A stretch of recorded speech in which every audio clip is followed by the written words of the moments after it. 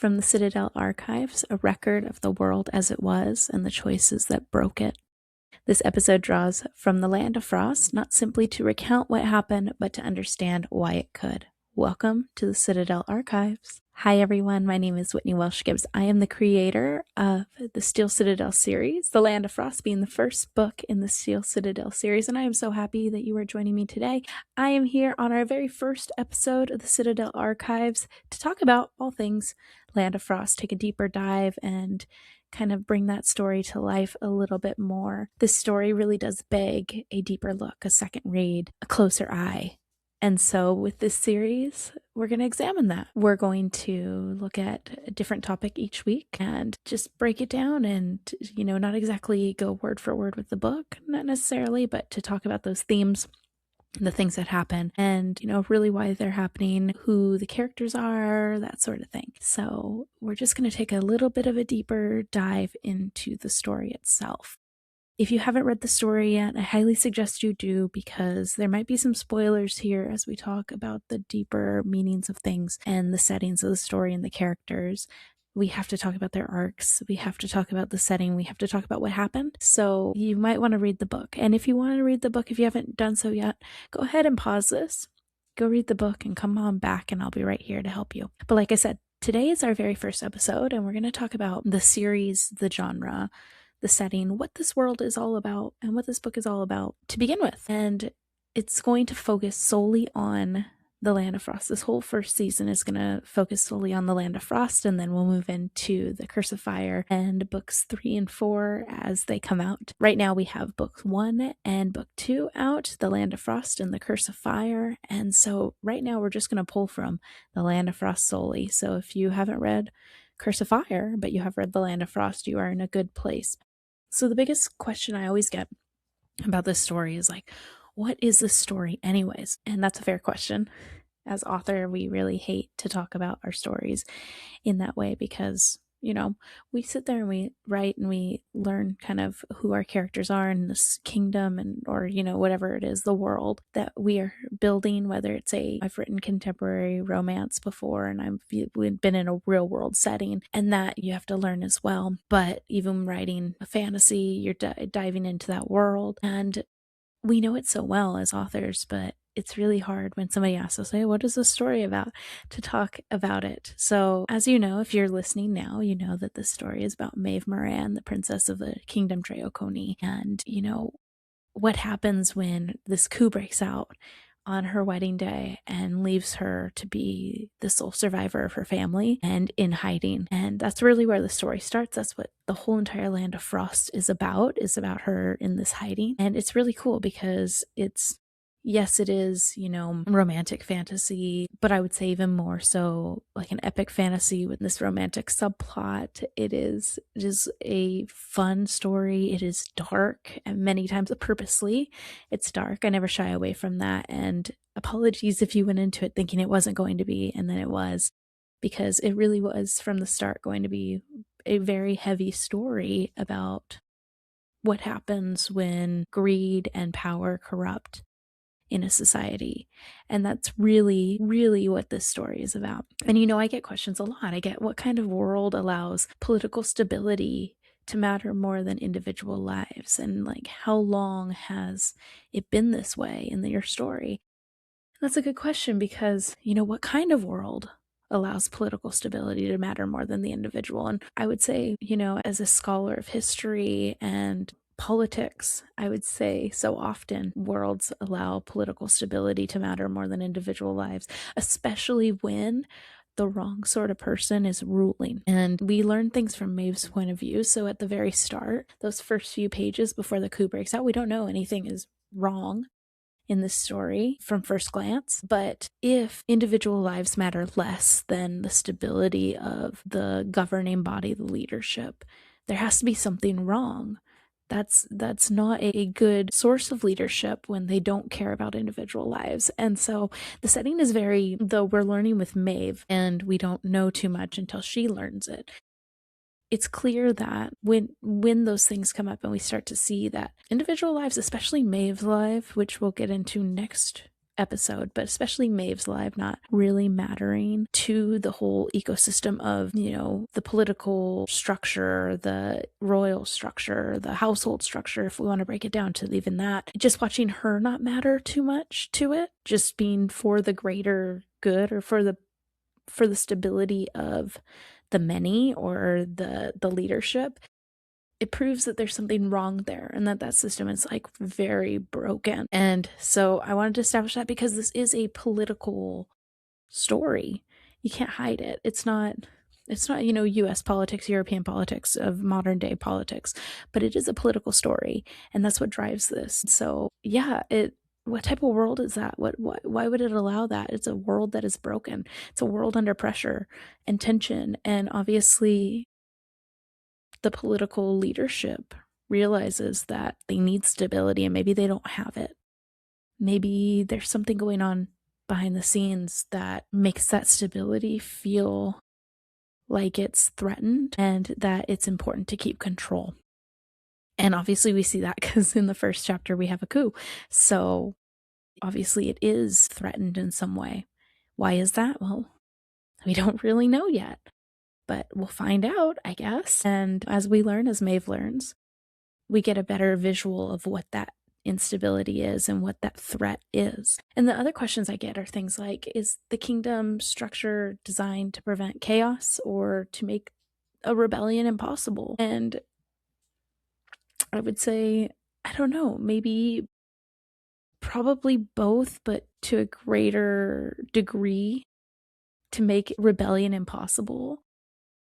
Absolutely, because we have a kingdom, obviously, we just talked about that the political stability is just the most important part of how it's governed. And we see very early on in this story, though Maeve doesn't really recognize it as a warning sign, a red flag, that there's things that are hidden. There are things that are not allowed. We see in just like the first few pages when she's looking back on when she met Ryan, that she met him and she was intrigued by him because he was speaking the forbidden language.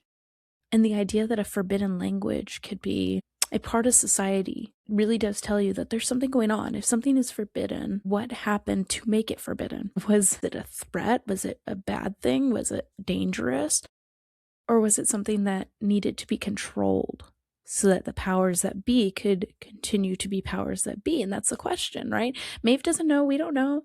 We haven't learned the history of it, but there's something there that seeks our attention because it's hidden, it's forbidden. And that's not normal to forbid. It's like banned books, right? Why do societies ban books? Is it because the books are inherently evil?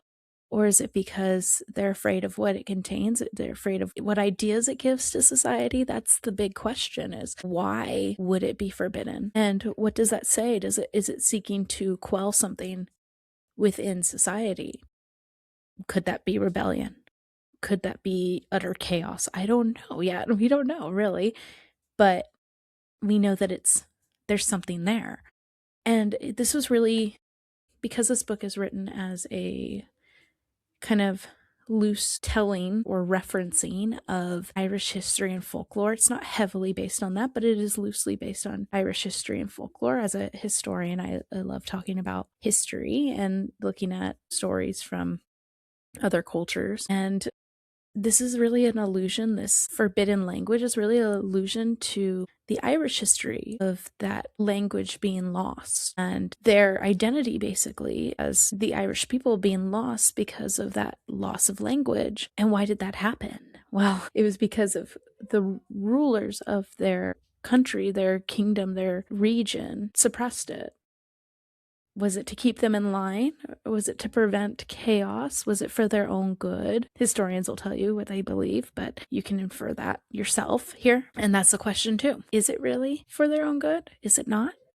Something to look deeper at, and something Maeve will have to explore herself as well. I also get asked a lot, why does nearly every institution in the story, the royal family, the prison, magic, oversight, that sort of thing, why does it feel interconnected rather than separate? And it is because it is interconnected, just as it is so often in our own society, the royalty and the prison interconnected because that is the rulers of this kingdom.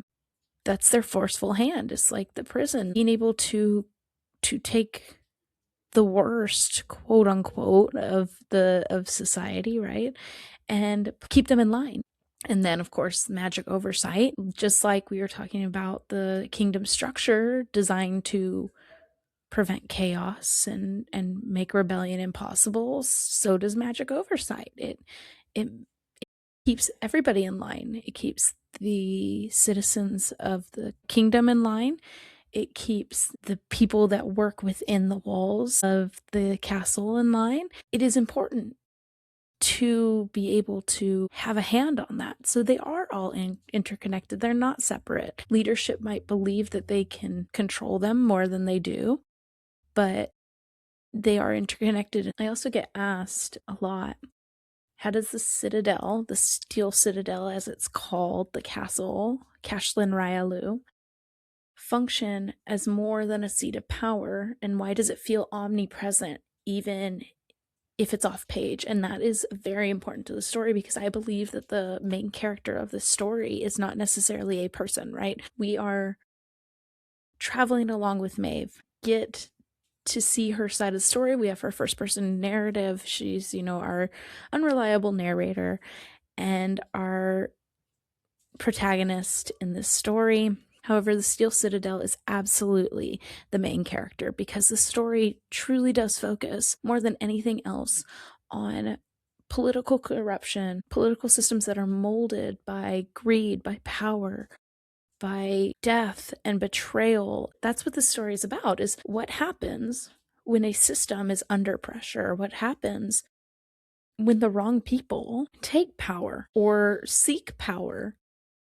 What happens to a world in that situation? And so really it feels like it's a very omnipresent force, even when it's off page, because it is, because nothing is more important than that seat of power. And in saying that, it's not necessarily the castle itself, it's not necessarily the structure, it is truly that seat of power. It is what Cashlin Ryalu, the Citadel, really represents. And so it should loom over every single conversation. It should loom over every move that they make, because it's that important. I've had people ask me when they've read The Land of Frost, or when they're reading The Land of Frost, what genre? And that's really important when people are picking up a book, right? You look for a genre probably more than anything else. You don't want to judge a book by its cover, but you want to know what's inside. And what genre does this book promise? And what does it seem to be at first? And then when does it break down those genre barriers? Because this is really a book that, if you've read it, with this story, it's not just one genre. Like I said, it's not just fantasy romance, the classic romantasy. That's not the driving force necessarily of the story. It is a big part of the story, that romance. It's a big part of our lives and our life experience, but it's also not necessarily the only thing going on there, and it's not necessarily always the biggest thing going on there. And I think it becomes very apparent as the series goes on, and I think this is why the first book was received so well, was because there was so much more than just romance going on, and people cared about the romance less than they cared about what was going to happen to the main character, and that's a good thing to me, because as this transcends romantasy, it also is that epic fantasy, that high fantasy. It's a world all its own, and it's political fantasy, and it starts to transcend that when you understand the stakes of what Maeve is going through.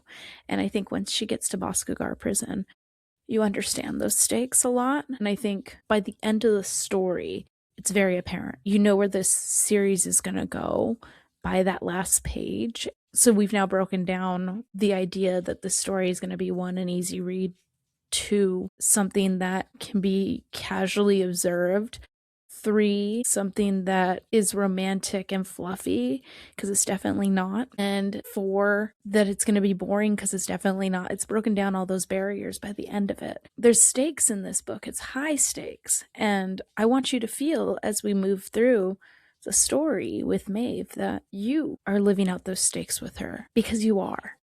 Because as she's learning, as she's growing, as she's kind of dealing with the trauma of it all and learning what the world is like on the outside, taking it from like this intimate story where we only know her itty bitty world within the castle walls, and then expanding it out to what this kingdom is like, what this continent is like, what other people are experiencing. We're growing with her, and those stakes are becoming higher for her and for us. And that's super important to me in this story. And I think it really helps as it transcends those barriers that you can be deeply invested in not just the romance, not just the epic fantasy, not just the politics, but everything all at once. One of my favorite things I've ever been asked about this book is, why is fear a more effective governing force than loyalty in this setting of this world? And I kind of hesitate when I hear that question, because I think so often fear is a more effective governing source, and it is used so effectively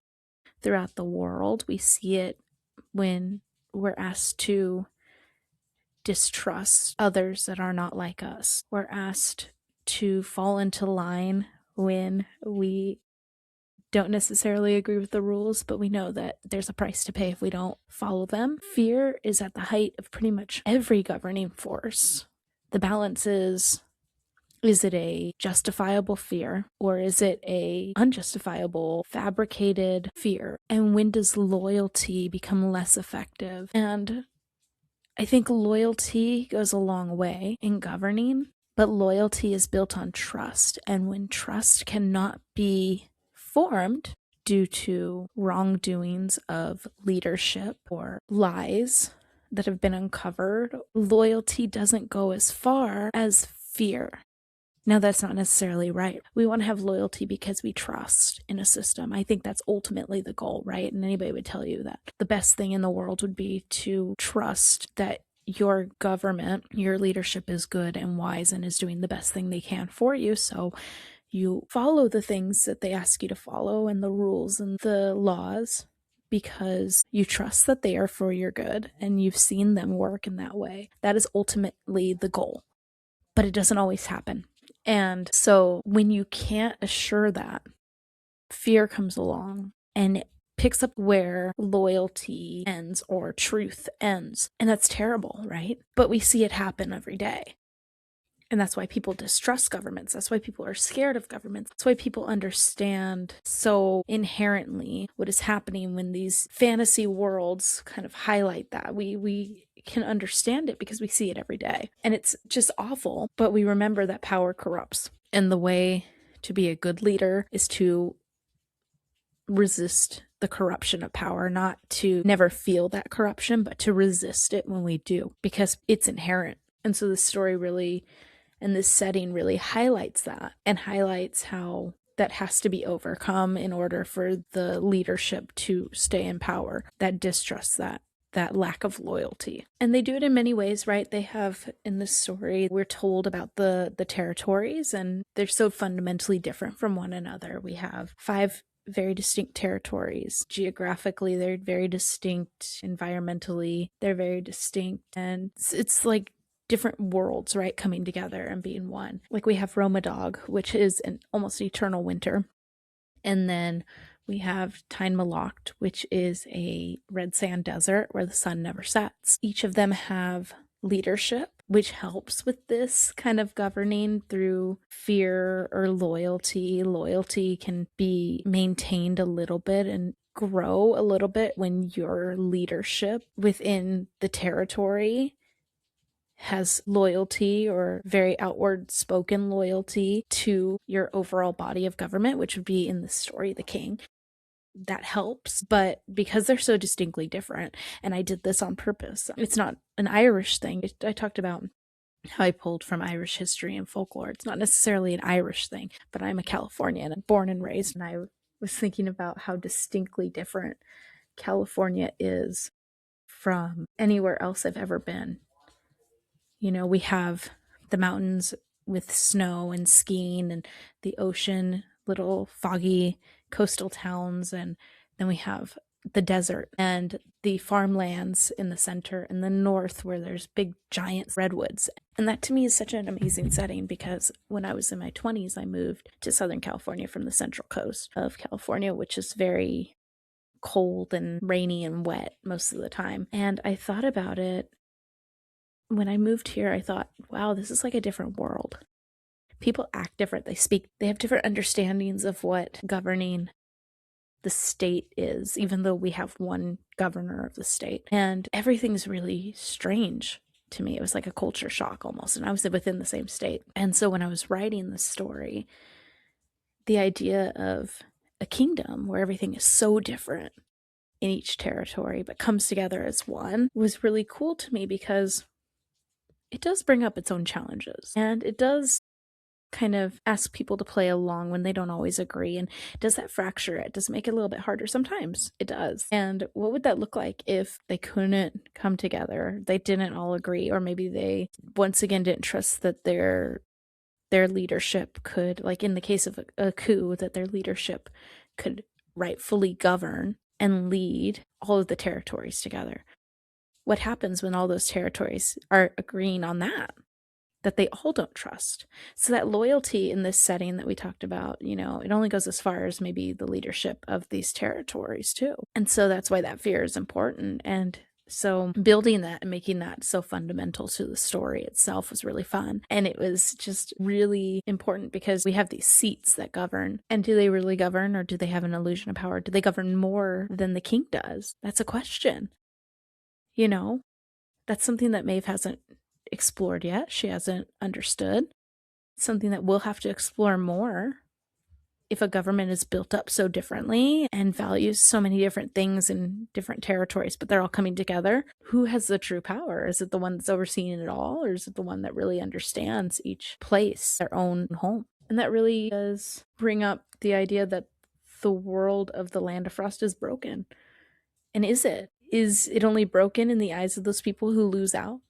Is it only broken to Maeve because she lost her family in the coup? Or is it really seriously under pressure? And what does that mean? Since we get Maeve's viewpoint, is it really functioning how it should, or is it broken like Maeve thinks? Is there something that needs to change? Does Maeve have to seek revenge? For the injustice, personally, she does, but for the kingdom, does she? And that's the question. So next episode, we'll be talking about Maeve herself. I hope you'll join me. We're going to take a deep dive into her and her thought process, the way she acts, things that frustrate us a little bit about her, the ways in which she plays a vital role before the coup and also now. Is she a prisoner, pawn, or something else entirely? So I hope you join me. I thank you for tuning in and taking a deeper look at the Land of Frost. If you're doing that reread, send me a message on Instagram and let me know so I can cheer you on. If you have questions, you can send them that way as well. And this has been the Citadel Archives. Until next time.